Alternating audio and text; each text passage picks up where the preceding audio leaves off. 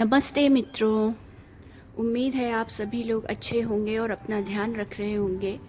मैं अभिलाषा आप सभी का स्वागत करती हूँ अपने चैनल पर। तो आज का जो योगा सीक्वेंस है वो एक फ्लोइंग योगा सीक्वेंस या मूविंग योगा सीक्वेंस है। मूविंग योगा सीक्वेंस और फ्लूइड और फ्लोइंग योगा सीक्वेंस के अपने बहुत सारे बेनिफिट्स होते हैं। जैसे अगर आप फ्लोइंग योगा सीक्वेंस की प्रैक्टिस करते हैं तो ये मसल्स को टोन करने में बहुत हेल्प करता है। मसल्स फ्लेक्सिबिलिटी में ये बहुत हेल्प करता है। कार्डियोवास्कुलर एक्सरसाइज है एक बहुत अच्छी ये एक्टिविटी और फ्लोइंग योगा सीक्वेंस। तो flowing yoga sequence cardiovascular health को इम्प्रूव करता है। साथ ही साथ अगर आपका ध्यान में बहुत रुझान है या ध्यान में अगर आप उन्नति करना चाहते हैं तो ये सीक्वेंस आपके मेडिटेशन में भी बहुत हेल्प करेगा। कारण ये है कि जब आप एक फ्लोइंग योगा सीक्वेंस करते हैं तो उसमें आपकी बॉडी और आपका जो श्वास है वो दोनों का एक बहुत ही अच्छे से सिंक्रोनाइजेशन होता है। और वो सिंक्रोनाइजेशन जो होता है वो आपके ध्यान को प्रगाढ़ करने में और गहरा करने में बहुत सहायता करता है। तो आप कभी भी देखिए, आप एक बार इस तरह से प्रैक्टिस करिए फ्लोइंग योगा सीक्वेंस की, और उसके बाद आप 15 से 20 मिनट अगर आप ध्यान में बैठते हैं, ऑफ कोर्स उसके पहले पूरा सीक्वेंस समाप्त होने के बाद पूरे शरीर को रिलैक्स करेंगे, शिथिल करेंगे, शवासना में रिलैक्स करेंगे और थोड़े प्राणायाम का अभ्यास करेंगे। और उसके बाद अगर आप ध्यान में बैठेंगे तो आप देखेंगे कि आपका ध्यान काफ़ी अच्छी तरह से लगता है। या फिर मैं ये कहूँ कि जो ट्रांस में आप पहुँच सकते हैं, जो रेगुलरली अगर आपको 15 मिनट लगते हैं तो इसमें आप 5 से 7 मिनट में आप ट्रांस में पहुँच सकते हैं, वो शून्य अवस्था में आप चले जाते हैं। तो ये सारे बेनिफिट्स हैं फ्लोइंग योगा सीक्वेंस के। अगर इस सीक्वेंस में कुछ पोस्चर्स आपको लगता है कि कुछ एडवांस पोस्चर्स मैंने ऐड कर दिए हैं तो आप उन्हें स्किप कर सकते हैं, क्योंकि ये योगा सीक्वेंस सभी लेवल के लिए है, फॉर ऑल लेवल्स। तो इसमें जहाँ आपको लगता है कि ये थोड़ा सा एडवांस है या थोड़ा चैलेंजिंग है, उसे या तो मॉडिफाई करें या फिर आप उसे स्किप कर दें। तो चलिए शुरू करते हैं। थोड़ी देर ध्यान में बैठेंगे, कोई भी सुविधाजनक कोई भी आसन चूज कर सकते हैं, सुखासन या पद्मासन या फिर वज्रासन, और उसमें अपने श्वास प्रश्वास। तो प्रारंभ करते हैं सबसे पहले ताड़ासन से। ताड़ासन में हैंड स्ट्रेचिंग। ताड़ासन में ये ताड़ासन इसलिए किया जा रहा है ताकि आपकी अपर बॉडी और जो एब्डोमिनल मसल्स हैं वो रिलैक्स हो सके। तो इसमें मैं अपने पैरों को रेज़ नहीं कर रही हूँ, अपने पैरों की जो उंगलियाँ हैं उनको नहीं रेज़ कर रही हूँ। बिना उसके मैं अपने हाथों को और अपने एब्डोमिनल मसल्स को स्ट्रेच कर रही हूँ। उसके बाद ताड़ासन के बाद धीरे धीरे उत्कट आसन या चेयर पोज में आएंगे। थोड़ी देर चेयर पोज में होल्ड करेंगे और उसके बाद पादहस्तासना वेरिएशन में उत्कट आसन से पादहस्तासना वेरिएशन में शिफ्ट करेंगे।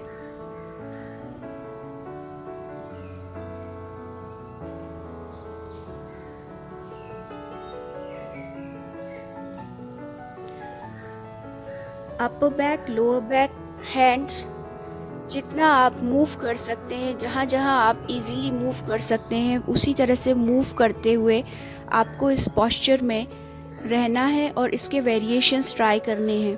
अगर बॉडी इतनी फ्लेक्सिबल नहीं है, अगर बैक इतना फ्लेक्सिबल नहीं है तो कम से कम एटलीस्ट अपने हाथों को ज़रूर मूव करें, क्योंकि ये एक मूविंग सीक्वेंस है तो इसमें मूवमेंट होना बहुत ज़रूरी है। और यही मूवमेंट धीरे धीरे आपके मसल्स को और खोलेगा, लचीला बनाएगा, जिससे आप और ज़्यादा वेरिएशंस ट्राई कर सकेंगे।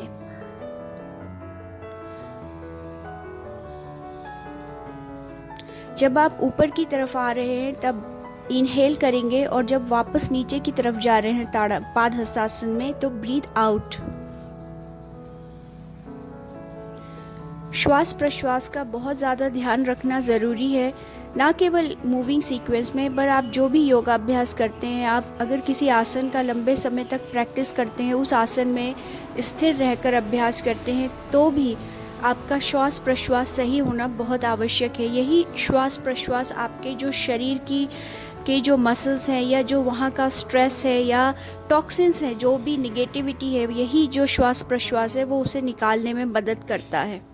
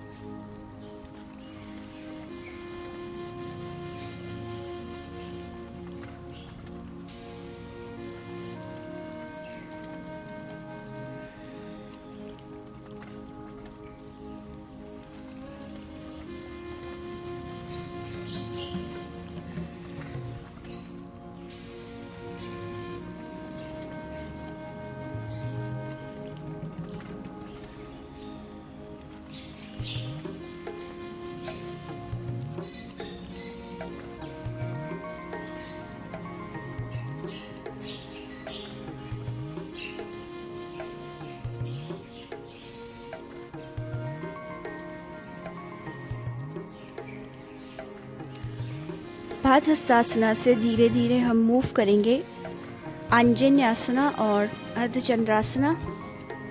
और अर्धचंद्रासना की प्रैक्टिस आपको एक फ़्लो में करनी है, एक मूवमेंट में करनी है। तो ये जो फ़्लो है, ये जो हिप फ्लेक्सर मसल्स हैं उसको बहुत ज़्यादा खोलने में आपकी हेल्प करेगा। अगर आप इस तरह से आंजन्यासना या अर्धचंद्रासन की प्रैक्टिस करते हैं तो कुछ ही समय में आप देखेंगे कि आप जो साइड स्प्लिट है वो आप लगाने लग जाएंगे या उसका अभ्यास करने लग जाएंगे।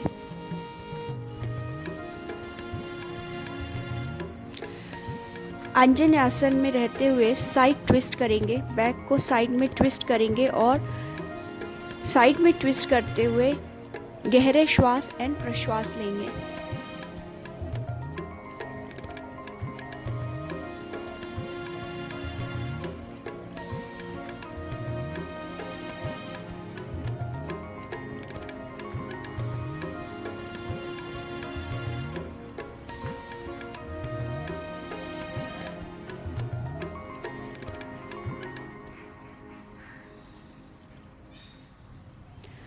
जब ये अभ्यास आप 5 से 10 मिनट तक लगातार करते रहेंगे तो उसके बाद आप महसूस करेंगे कि एक बहुत ही स्ट्रॉन्ग एक रिदमिक मूवमेंट डेवलप हो गई है आपकी बॉडी और ब्रेथ के बीच में, और एक बहुत ही अजीब सा, एक सुंदर सा, एक डांस की तरह एक अनुभूति होती है। क्योंकि हमारी जो बॉडी है वो एक डिसिप्लिन में और ब्रीदिंग के साथ या ब्रेथ के सिंक्रोनाइजेशन के साथ जब मूव करती है तो वही मूवमेंट जो होता है वो आपके मसल्स के लिए, आपके ध्यान के लिए और आपके ओवरऑल हेल्थ के लिए एक पॉजिटिव एनर्जी क्रिएट करता है। आंजन्यासना से धीरे से हम शिफ्ट करेंगे अर्ध राज कपोत आसना, और अर्ध राज कपोत आसन के वेरिएशन थोड़े से ट्राई करेंगे।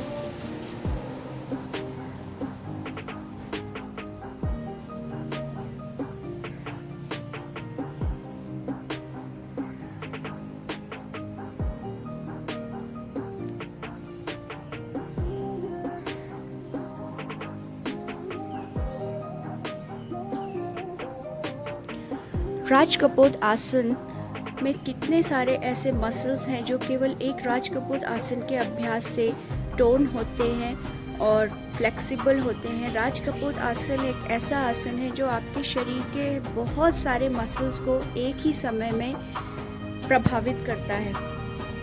सबसे पहले shoulder muscles, upper back, lower back,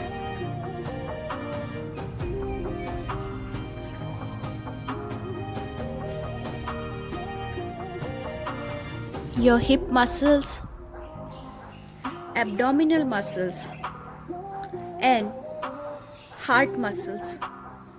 ये इतने सारे मसल्स हैं जिनको एक साथ एक राज कपोत आसन जो है वो प्रभावित करता है। तो राज कपूर आसन को थोड़ा एडवांस आसन है, या ये कहूँ बहुत एडवांस आसन है बिगिनर्स के लिए।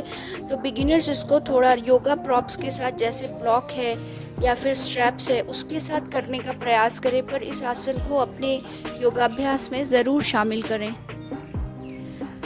राज कपूर आसन के बाद अधोमुख श्वान आसना।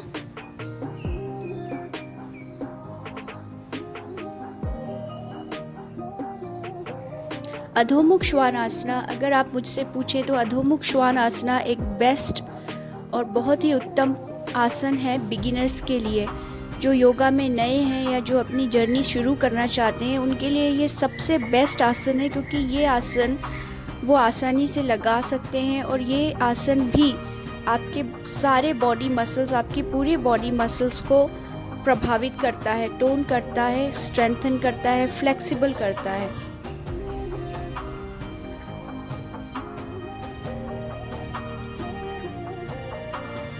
अधोमुख श्वान आसन में गहरे श्वास एंड प्रश्वास लेने हैं। कम से कम 5 बार श्वास और प्रश्वास लेंगे, और अगर आपका मन है तो आप और ज़्यादा होल्ड कर सकते हैं अधोमुख श्वान आसन में।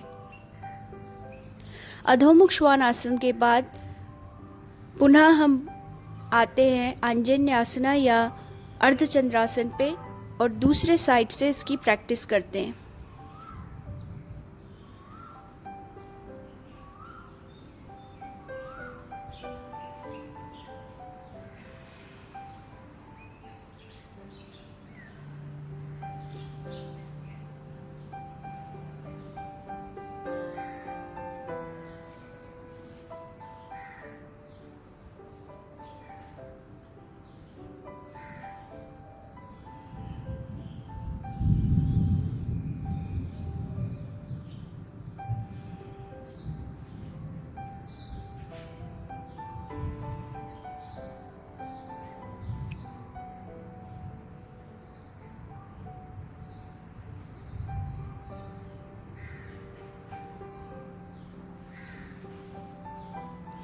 ट्विस्टिंग पोज और ट्विस्टिंग पॉस्चर्स भी, थोड़ा थोड़ा ट्विस्टिंग पॉस्चर्स को भी ऐड करें, जिसमें आपके स्पाइन थोड़ी सी ट्विस्ट होती है, क्योंकि जो ट्विस्टिंग पॉस्चर्स होते हैं वो बॉडी से टॉक्सिन्स को रिमूव करने में बहुत हेल्प करते हैं। तो आप जितना भी अपनी बैक को ट्विस्ट कर सकते हैं, उस तरह से ट्विस्टिंग पॉस्चर्स भी थोड़े थोड़े ऐड करिए अपने वर्कआउट में। या तो आप प्रारंभ में जब आप पूरे मसल्स को एक बार प्रिपेयर करते हैं योगा अभ्यास के लिए, उसमें भी आप ऐड कर सकते हैं।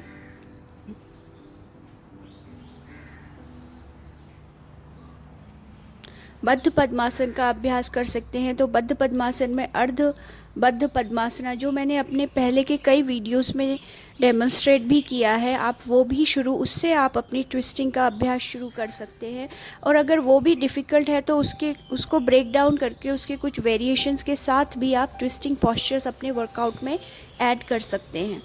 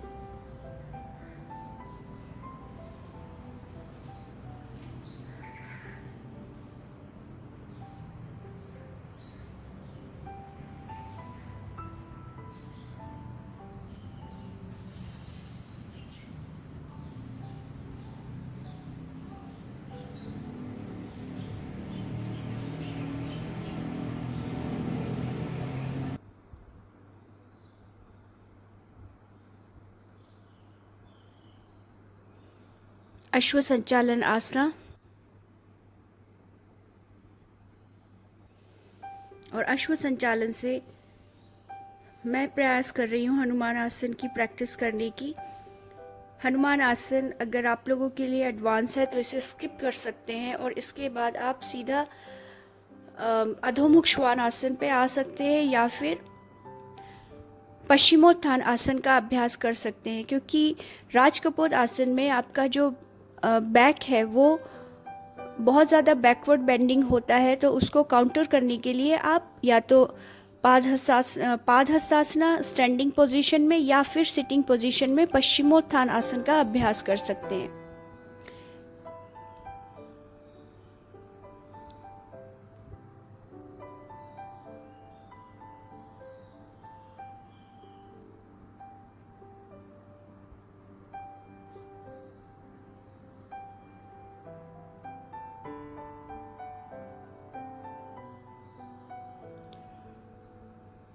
Three-legged dog.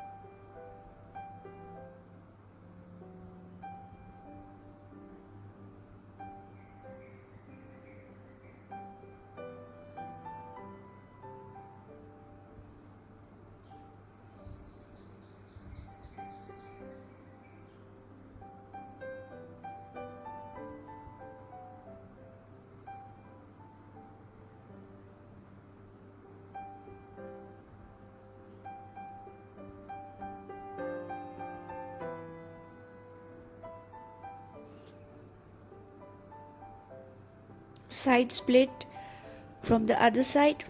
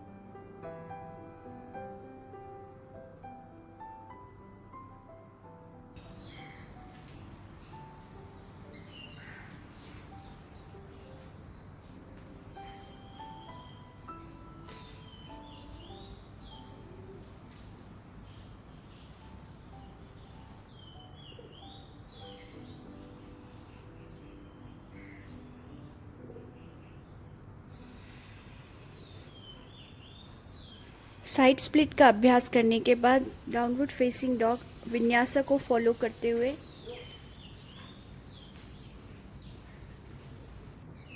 साइड प्लैंक और वशिष्ठासना। स्ट्रेंथन योर शोल्डर्स और स्ट्रेंथन योर एब्डोमिनल मसल्स। अगर आपके शोल्डर्स कमज़ोर हैं या एब्डोमिनल मसल्स में स्ट्रेंथ नहीं है तो ये एक बहुत अच्छी प्रैक्टिस है वशिष्ठ आसना, बट थोड़ा एडवांस आसन है तो इसको मॉडिफाई करके करेंगे। इसमें जो पैर ऊपर की तरफ है उसको घुटनों से मोड़ के आगे की तरफ रखेंगे तो इससे वशिष्ठ आसन का अभ्यास बिगिनर्स के लिए थोड़ा इजी हो जाएगा।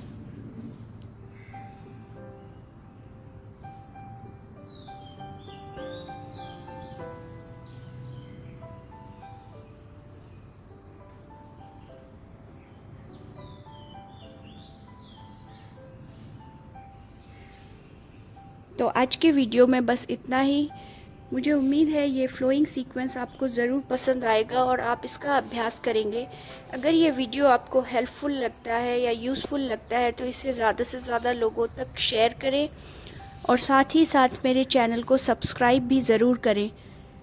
मैं जल्द आपसे मिलूँगी और आपके सामने उपस्थित होंगी एक और नए योगा कंटेंट के साथ। तब तक के लिए नमस्ते, फिर मिलेंगे।